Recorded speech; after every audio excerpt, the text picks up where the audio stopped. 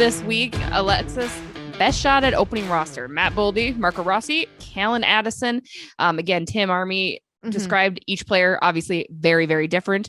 We know everyone wants all of them up here at some point in time, but who would you say has the best shot at making the opening night roster? I think if you'd have asked me this question like 6 months ago, I would have said probably Callan Addison, just because we didn't know what Rossi was going to look like yet, over here in the States.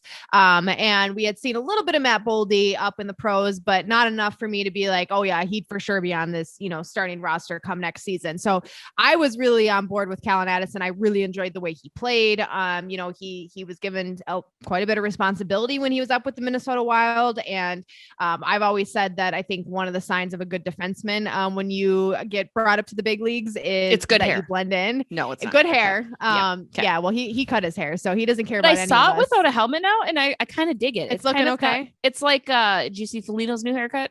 Yes. It's like that. So it's got kind of like the shorter sides, but longer on top. Okay. That went real girly there, but I'm just saying. I'll allow it. It's important. Yeah. We're following. This is an important news story here, you guys. Yeah. So I think that Callan Addison did a good job of fitting in, right? He didn't make any glaring mistakes when he was up with the Minnesota Wild. He even stood out in many instances, and I was really impressed with him.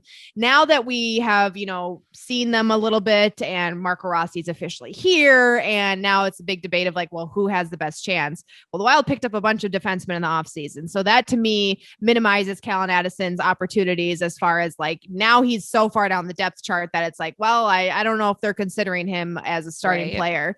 I hope it's Rossi. If it's only going to be one, I hope it's Rossi. But if it's not Rossi, I'd be comfortable with Boldy as well, because I'm very excited about him. I was a big proponent of getting him on the Minnesota Wild at the end of last season, getting him some playing time, which I know some people, people were split, it seemed like, on that. So I hope it's Rossi, because the Wild have a big hole to fill at the center position. And if Rossi can be that guy, that solves a big part of the Minnesota Wild's problem. And he, would make a lot of people excited to see him slot in there and just get things rolling right away. Like, don't waste any time.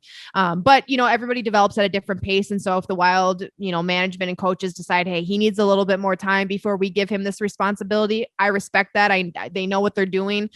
So I'm excited for all three of them, but I'm fingers crossed it's Rossi. What about you, Jesse? I actually made a bet with Dave Mizutani of the Pioneer Press, not on betteredge.com, but no, just officially like a side unofficial. Bet. Officially unofficial.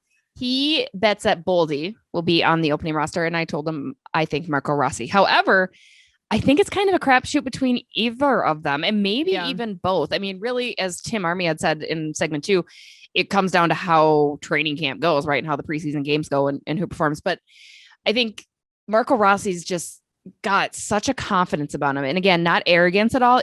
There's just a strong kind of swagger about it that, I mean, this is his to lose, right? Like he's in every aspect. I know one of his knocks also was speed. And I think he moves very, very quickly for how big he is. And I mean, he's a beast. Like, if you haven't seen those pictures, like his pictures on his social media, dude is a beast. And he just snipes it. And Matt Boldy is also equally been very impressive, both during the rookie camp and during the big boys camp here.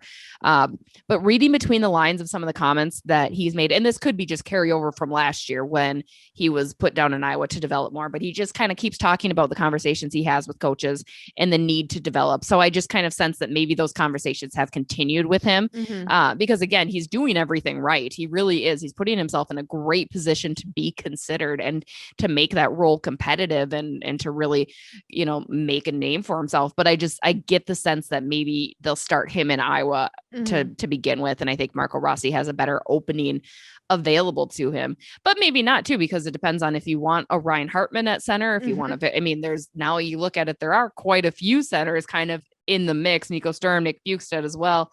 Victor Rask, Freddie Gaudreau. I mean, it's a lot. So we'll see. I'd be happy with any of them. And again, like you had said with Callan Addison, I think that's going to be the harder one. And we had talked about that even last week with Dean, and even the week prior with Kevin Korg too. So we've definitely noted that Mr. Addison, it's going to be a little bit tougher for him, but he's still right in the mix. So.